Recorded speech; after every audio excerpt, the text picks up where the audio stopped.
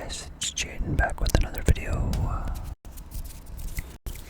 I'm in my bedroom and I have my outside window open, so you could probably hear the night summer breeze and maybe some crickets chirping. It's about 1 a.m. right now, so there shouldn't be too many cars driving around. That way I can give you the most tingles possible. And I just wanted to say I really love having my window open.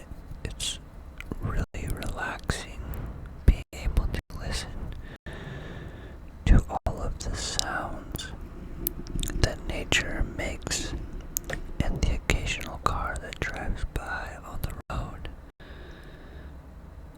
You can hear the crickets and the wind.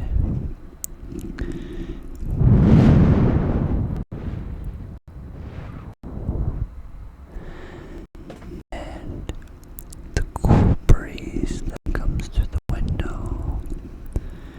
It's always super relaxing and it helps me fall asleep. I have a hard time falling asleep if it's just silent. I always have to have an ASMR video on or a window open so I can experience the most relaxation before I go to sleep. I think for tonight's video, I don't really have anything planned.